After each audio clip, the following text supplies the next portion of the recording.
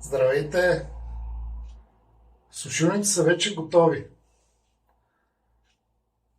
Днешното трето видео, последно, както ви обещах, ще направим пълен разбор на контролерът в самата сушилна. И кои са подходящите контролери за управлението на целият, т.е. един процес.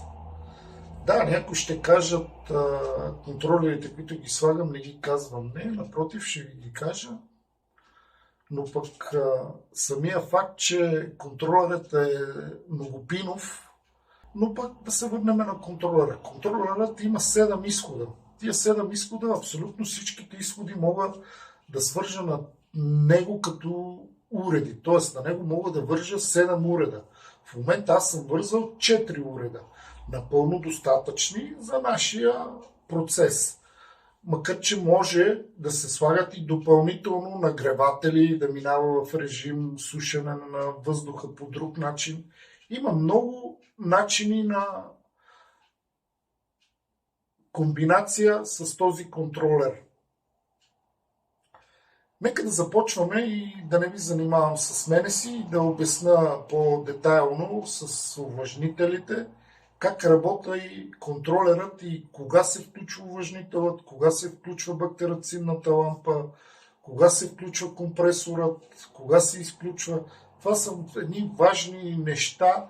На пръв поглед някой ще каже, да, компресор включва и изключва. Да, така е, но пък има някои тънки моменти в самия процес на работа на компресора, които мисля, че доста хора са се сблъсквали с тези проблеми. И ще бъда доста честен с вас и ще ви обясня по-детайлно как да се справите с проблемите с компресорите. Какво имам под предвид? Всеки знае, че когато изключи компресорът, в момента на изключването има един покой, механичен покой вътре в самия компресор, за да може да се утаи фреона. Тоест, контролерът, повечето контролери, които ги купуват от магазини, пазари, откъдето намерите, те нямат такъв закъснителен режим да изчакват, примерно, около 4 минути да се утаи фреона и тогава пак да включат. Те моментално подават импулс на компресора, че трябва да се включи, обаче случвало и се сигурно, че не се включват. Нали? Това е другия тънък момент. Тоест, какво се опитвам да ви обясня? Тук може би някои, доста хора не ме разбраха. Трябва винаги да имате закъснително реле на управляващата жица на компресора. Тоест, между контролерът и електронния ключ там трябва да имат порядък около 2 до 3 минути закъснение, за да може да се утаи фреона. Иначе компресорът няма да ви тръгне веднага, ако импулсът е веднага след изключването на компресора и след 3 секунди контролерът подаде информация, че трябва да се включи компресорът. Това е от мен, да не ви досаждам с мене си. Сега ще погледнем дисплеите, ще погледнем увлажнителите, ще погледнем начина на работа. На контролера ще покажа основно как функционира този контролер, ще го покажем и защитите и алармите, защото на всеки, пак казвам, на всяка една аларма, която е в самия контролер зададена, може да се свързва всяко периферно устройство, зависи за какво случая ще ви трябва. Това е от мен. Наслаждавайте се на видеото и ако искате да изгледате цялото видео, прескочете в YouTube канала ми и там ще намерите цялото видео, за което мисля, че ще има доста интересна информация от гледна точка на начина на работа на самия контролер. Да започваме.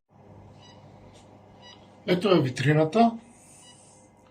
вече е в режим. Компресорът е изключен, но пък в момента е подадено импулс, че трябва да се включи компресора, но ще се включи с закъснение. Така, единственото нещо, което искам да обърна внимание на това видео е да ви покажа работата на контролера в случая. Влизаме в менюто. И на първи ред виждаме температура сет, т.е. задаване на температура. Аз съм го задал 10 градуса. Това е първото. Второто е влажност, задаване на влажност. Задал съм 75% влажност. Тоест, когато витрината падне под 75% влажност, увлажнителът ще се пусне. Аларма ниска температура. Тук на този пин не сме вързали нищо, защото в случая няма да го използваме. Така, аларма висока температура. Тук също няма да използваме този пин, не сме го използвали. Така, аларма ниска влага. Тук вече увлажнителът съм задал 74%. Като тия 74%, като тук вече компресорът се включи, стигнахме до аларма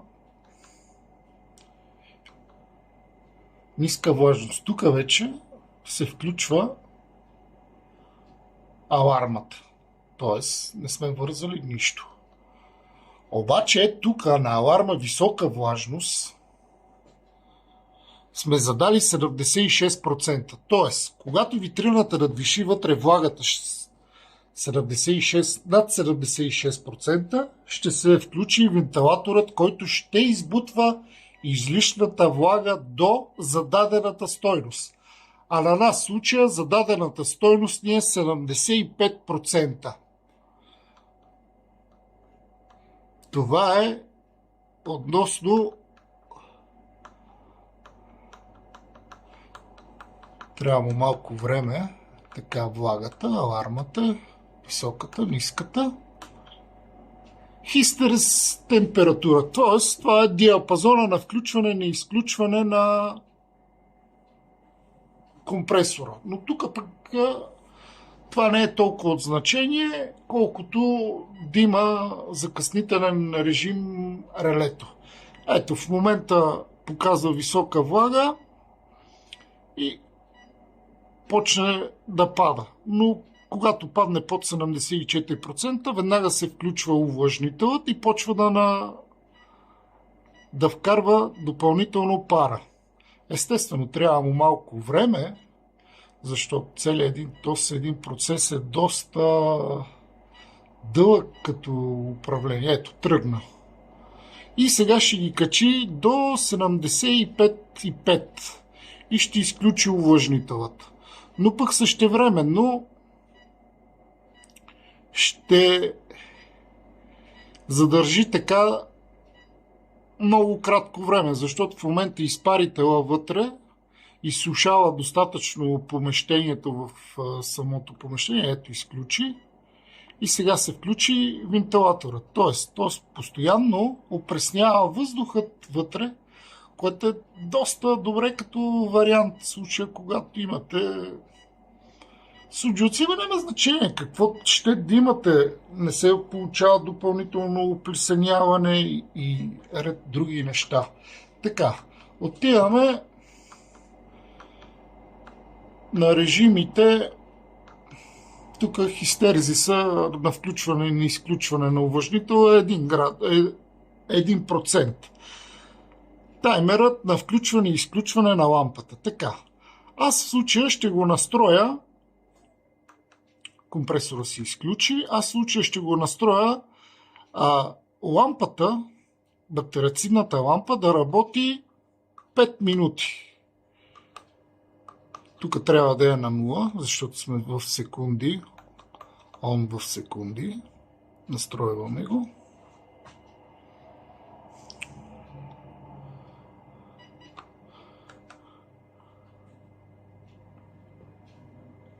Изключване в часове. Тук ми е в моят случай 2 часа.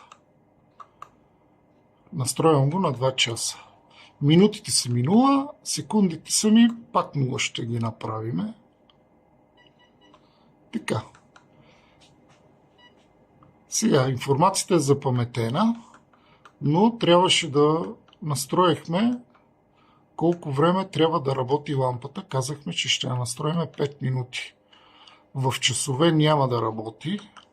Ще я настроим включено положение в минути, ще я настроим на 5 минути. 5. И така, значи, така съм настроил таймера, че в момента ще работи 5 минути и ще почива 2 часа. Тоест през 2 часа ще свети по 5 минути. Запаметяваме ги настройките. Компресор изключва в момента. 75% поддържа влажност. Но сега ще взема телефона в ръката и ще почнем да правим експерименти. Да видите как реагира сушилната, когато, примерно, сега ще извадим увлажнителя.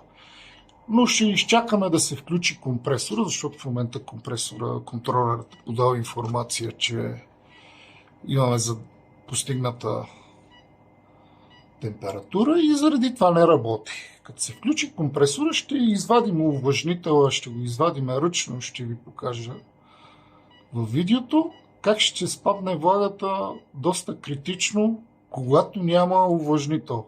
А пък може да си извадите вие изводът, защо не бих препоръчвал да слагате влагоабсорбери. Защото изпарителя прави така, че всичко прибира като влага, полепва по него и витрината остава без никаква влага.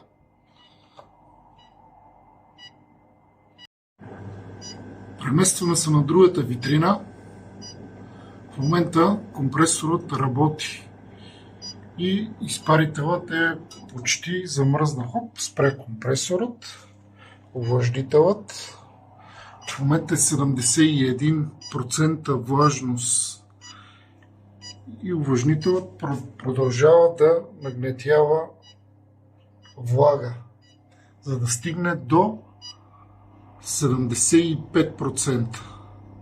Ето, спря. И увлажнителът долу спря. Това е режима подходящ за сушене. Но в случая може и без увлажнител. Аз поне на моята витрина увлажнител не пускам, когато суша. Защото имам пълен контрол върху всичкото това, което се случва. Ето, в момента покачи влагата на 81% и нормално сега да се пусне вентилатора, за да почне да изкарва излишната влага. Това е идеята, за да няма такива влагоабсорбери вътре в самата машина. В повечето случаи това не е добре като вариант. Сега ще я настроиме на 2 градуса. Да свалиме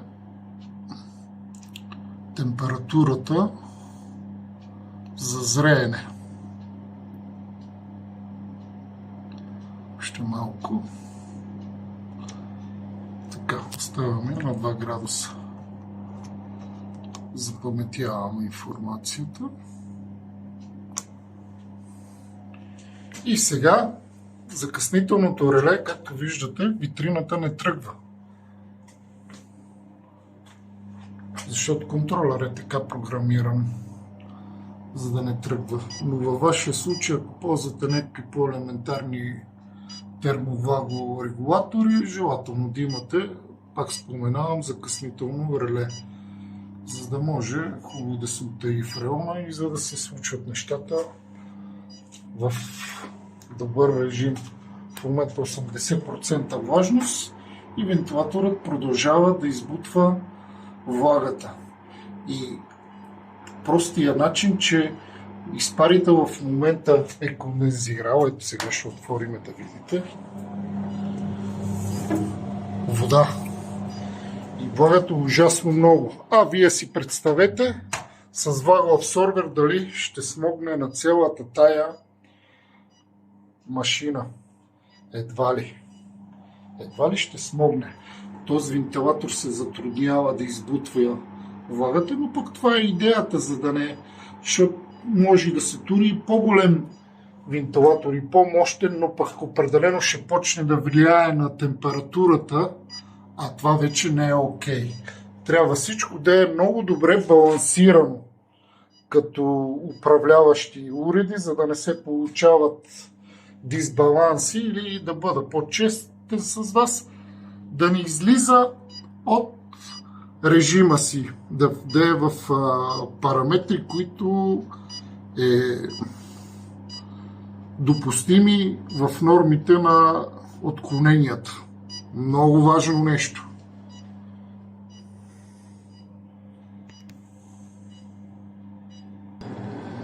Ето компресора се включи и моментално влагата тръгва абсолютно надолу, защото си има обяснението. Почва да замръзва изпарителя и няма влага в самата машина.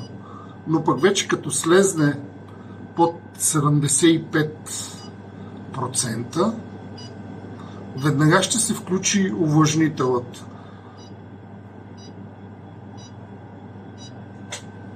Ето.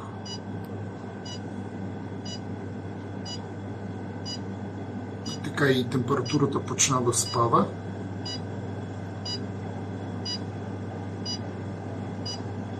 Вече слиза под зададената стойност. В случая параметрите са същите. 75% съм задал влага и на тази витрина. Хоп, увлажнителът се включи. Сега може да наблюдавате парата. Ето я, излиза през тръбите. Вентилаторът е спрял, т.е. в момента инжектира пара. Вижте само за какво става въпрос. 72,6 и 5 в момента компенсира сухотата в тази витрина. 73,8. Сега ще стане на 75,5 и ще изключи увлажнителът. И така, поддържа на сух режим. Тоест, вътре в нея няма нищо, виждате много добре. Но пък това е показателно, че когато вече има суджук, има и стабилна влага, ще има и ще се случват нещата правилно. Ето, в момента покачи на 79-80%, но това е временно, защото вече увлажнителът е спрял. Не инжектира влага, но това е така наречената инерция. Тази инерция е временна.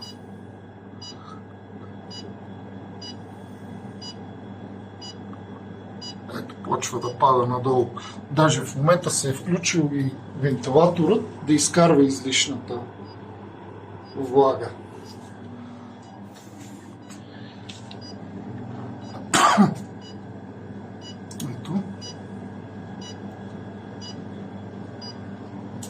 Това е по принципа на работа на самата машина и контролерът как я управлява и настройките са ясни.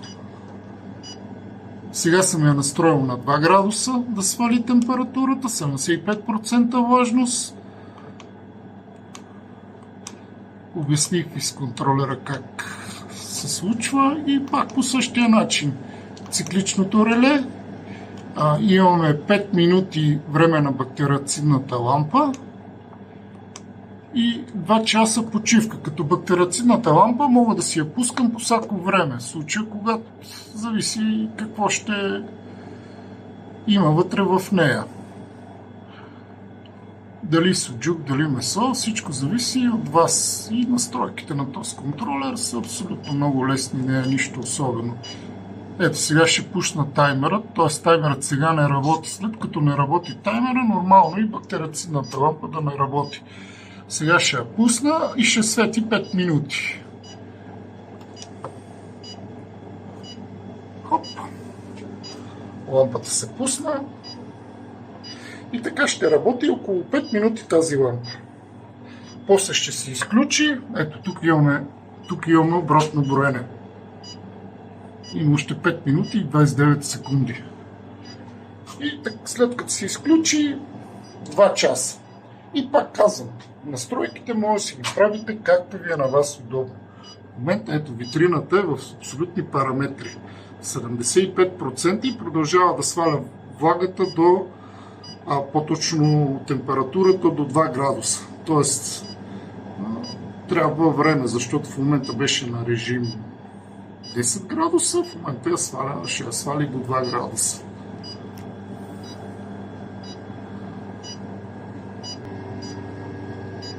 Ето витрината вече е почти влезла в режим. Поддържа си 72% влажност. Ето. Увлажнителната работи.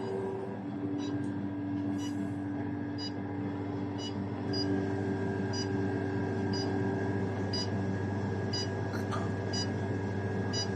3,8 градуса. И да си дойдем на думата. Повечето, което гледам по групите, обикновени терморегулаторчета. Това е терморегулатор и влагорегулатор. Бъркат ги с контролери, ама едва ли е контролер. Ето го. Модела, влизате в AliExpress, пишете това и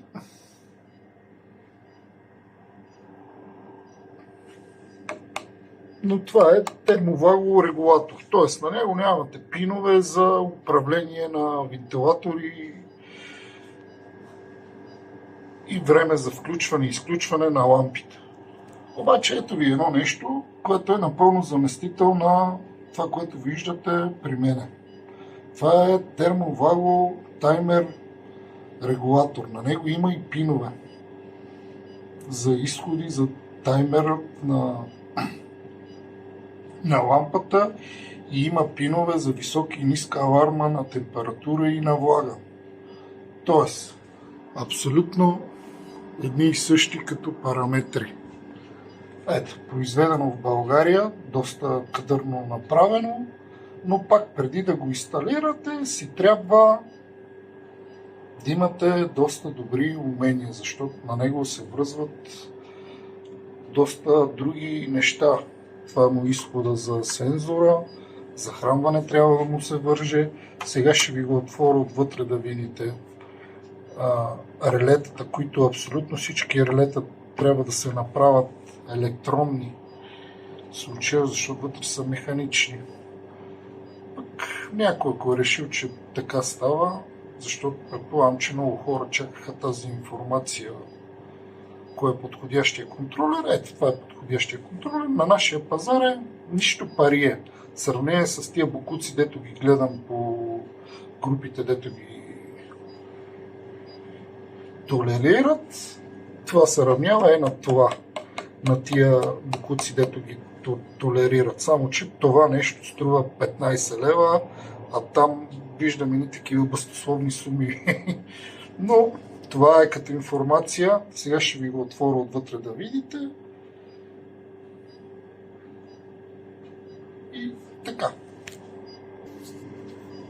Ето го отвътре. Тук му се слага сензора. Тук му се слага захранването. Обаче виждаш тук какво пише.